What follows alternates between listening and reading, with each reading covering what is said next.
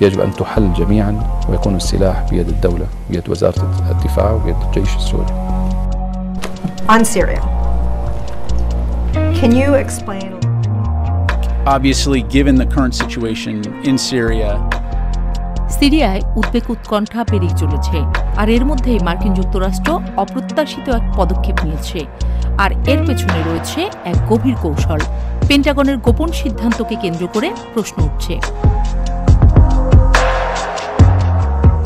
সিরিয়ার president Bashar আল আসাদ ক্ষমতাচ্যুত হওয়ার পর দেশটি বড় রকমের রাজনৈতিক সংকটের মুখোমুখি।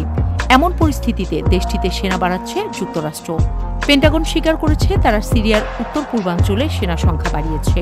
মার্কিন সেনার সংখ্যা ৯০০ থেকে ২০০০-এ বাড়ানো হয়েছে। কয়েকটি সূত্র থেকে জানা গেছে মার্কিন সেনারা মূলত আইএস ও অন্যান্য জঙ্গি গোষ্ঠীর বিরুদ্ধে এক নতুন আক্রমণ পরিকল্পনা করছে।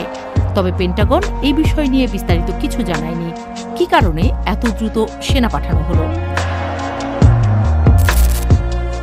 মার্কিন কর্মকর্তারা বলছেন, বিদ্রোহীদের অভিযান শুরুর আগে যুক্তরাষ্ট্র সেনার সংখ্যা দ্বিগুণ করেছে। তবে ঠিক কবে সেনা বাড়ানো হয়েছে তা নিয়ে কিছু জানায়নি ওয়াশিংটন। হায়াত তাহরির আল শাম যুক্তরাষ্ট্র ঘোষিত সন্ত্রাসী সংগঠনগুলোর একটি। এমনকি গ্রুপটির প্রধান আহমেদ আল সারা, যিনি আবু মোহাম্মদ জোলানি নামে বেশি পরিচিত, তার মাথার মূল্য $1 কোটি নির্ধারণ করেছিল যুক্তরাষ্ট্র। অথচ বাশার আল আসাদের পতনের প্রায় সঙ্গে সঙ্গেই ওয়াশিংটন জোলানির সঙ্গে যোগাযোগ করে। এইচটিএস নেতা আহমেদ আল সারা ওরফে আবু মোহাম্মদ আল জোলানি বিভিন্ন দেশ, বিশেষ করে পশ্চিমা বিশ্বের সঙ্গে কূটনৈতিক যোগাযোগ শুরু করেছেন।